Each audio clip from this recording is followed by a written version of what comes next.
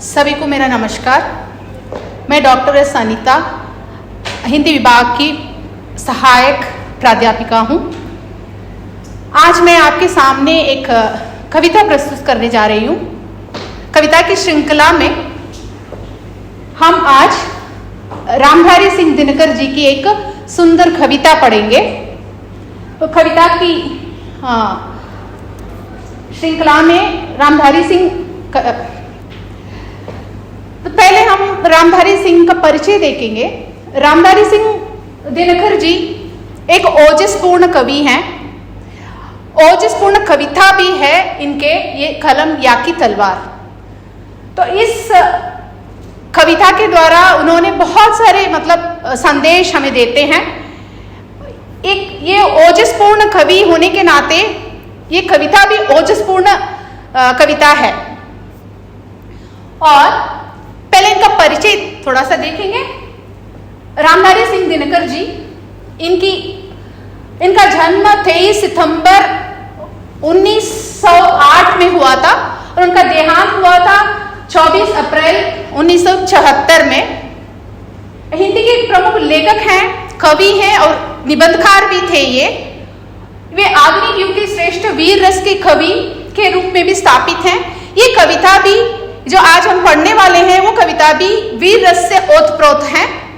और दिनकर स्वतंत्रता पूर्व एक विद्रोही कवि के रूप में स्थापित हुए, लेकिन स्वतंत्रता के बाद जो है इन्होंने अपने आप को एक राष्ट्र कवि के नाम से जाने गए।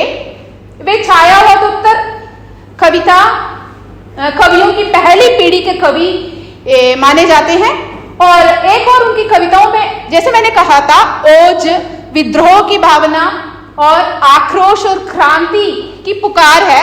ये कविता भी उसी तरह की एक कविता है। बहुत सुंदर सी कविता है ये, जो आज हम पढ़ने वाले हैं। तो दूसरी ओर कोमल श्रृंगारिक भावनाओं की अभिव्यक्ति भी किया है इन्होंने कविता के द्वारा।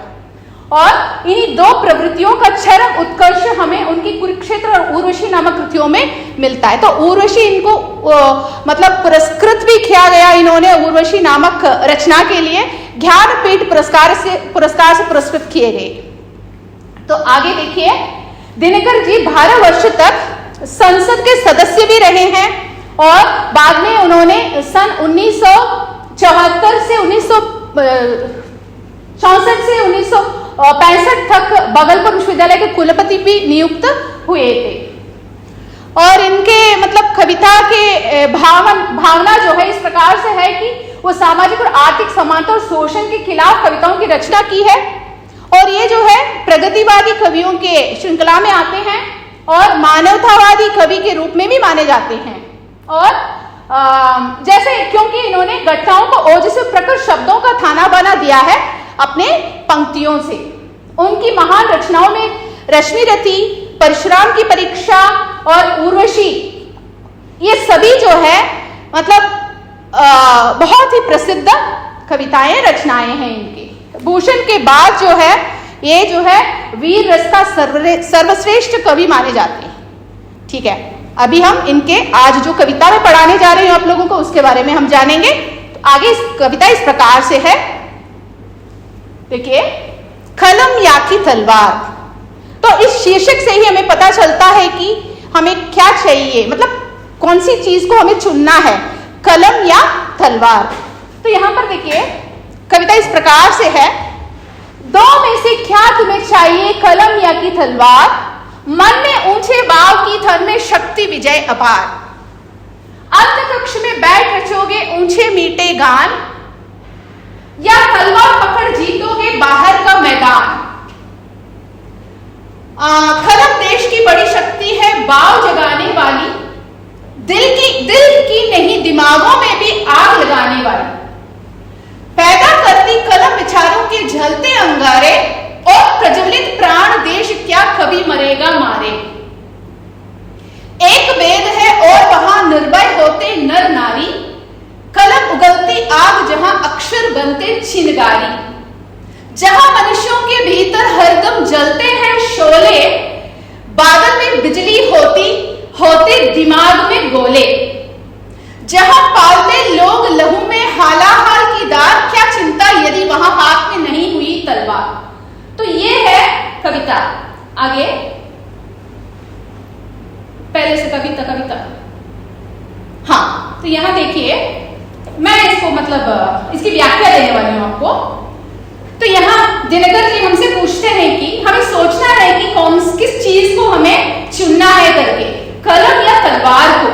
जैसे आप लोगों को मालूम है कि कलम मानसिक शक्ति प्रदान करने वाली चीज है और तलवार जो है शारीरिक शक्ति प्रदान करने वाली चीज है। लेकिन दिनकर जी हमसे पूछे, राष्ट्रकवि होने के नाते ये पूछते हैं कि हमसे पूछते हैं कि आप कौन सी चीज को चुनेंगे, आप कलम को चुनेंगे या तलवार को चुनेंगे।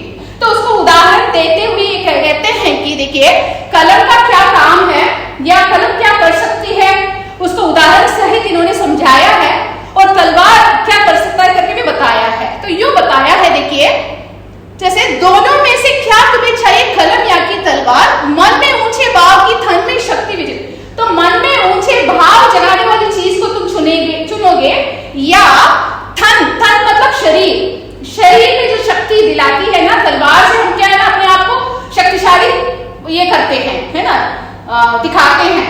तो तलवार को चुनोगे क्या। और फिर ये भी पूछते हैं कि अंत कक्ष में बैठ रचोगे ऊंचे मीठे गान या तलवार पकड़ जीतोगे बाहर का मैदान।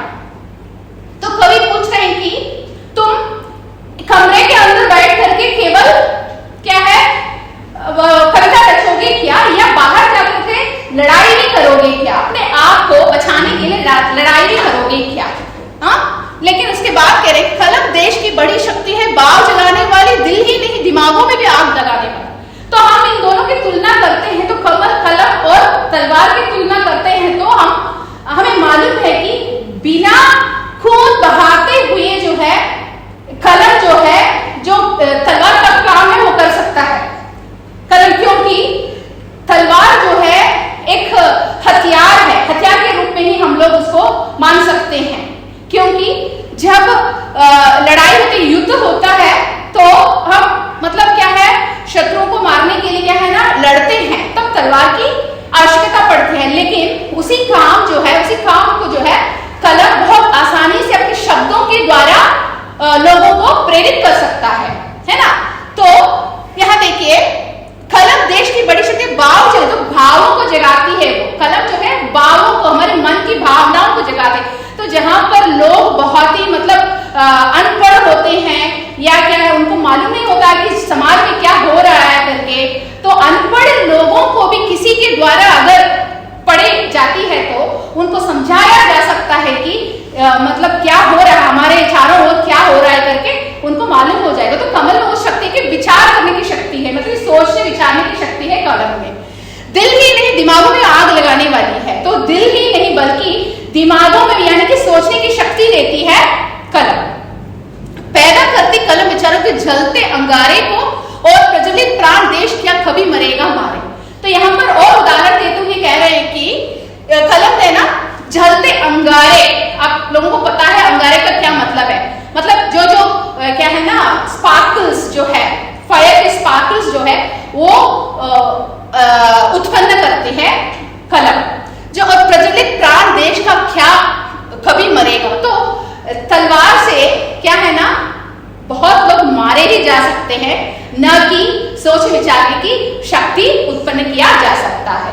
अगला पन्ना सर, नेक्स्ट।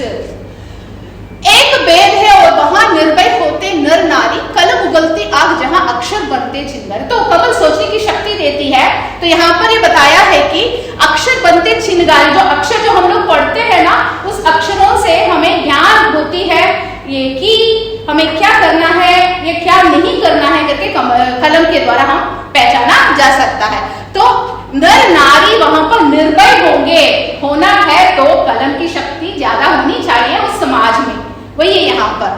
तो जहां मनुष्यों के भीतर हरदम जलते हैं शोले, बादल में बिजली होते होते दिमाग में, जैसे बादलों में बिजली होती है। आप लोग जानते हैं कि बादल जो है छा जाती है तो बिजली के द्वारा जो है वो प्रकट होती है। तो उसी प्रकार से जो है जहां मनुष्यों के भीतर जो है जलते हुए अंगारे जो होते हैं ना वो शब्दों के द्वारा जो है दिमाग में गोले की तरह जो है उत्पन्न विचार जो उत्पन्न होता रहता है।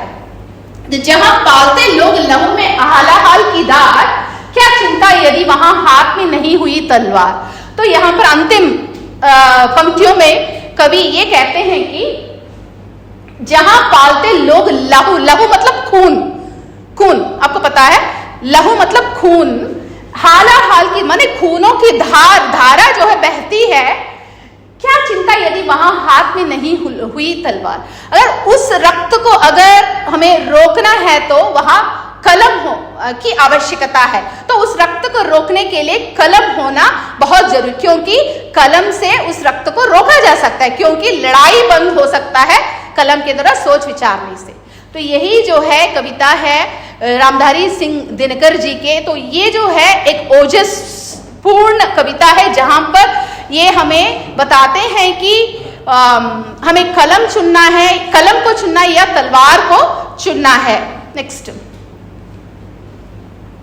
तो यहां पर देखिए अंतिम रूप में यहाँ पर उन्होंने दोनों की प्रधानता तो दी है। उनके अनुसार कलम तो दोनों में ही बदलाव लाने की क्षमता होती है, दोनों में बदलाव लाने की क्षमता है। किन दोनों में, कलम में और तलवार में, दोनों में ही तेज धार होती है। मतलब धार मतलब शार्पनेस है ना। तो दोनों में जो धार है कलम में भी है तलवार में भी है, पर फर्क इतना ही है, इतना सा अंतर ही है कि कलम की धार विचारों को जगाती है, वही तो इंपॉर्टेंट है, मतलब वही तो मुख्य है, महत्वपूर्ण बात है।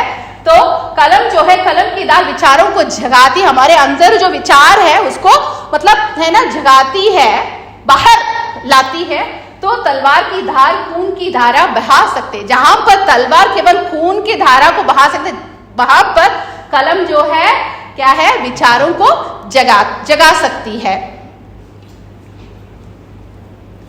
तो कवि इस कविता में कहते हैं कि आप ये निर्णय करें। अभी अंतिम रूप में ये हमसे पूछते हैं कि आप ये निर्णय कर लीजिए कि आपको क्या चाहिए, क्या चुनेंगे आप, तो कलम या कि तलवार। हाँ, एक तरफ कलम है जिसके माध्यम हम शब्द रूपी हथियार से अपने विरोधी को तलवार से भी तीक्ष्ण वार कर परास्त कर सकते हैं। मतलब तीक्ष्ण शब्दों से हम हमारे शत्रुओं को मतलब शत्रुओं का वध कर सकते हैं।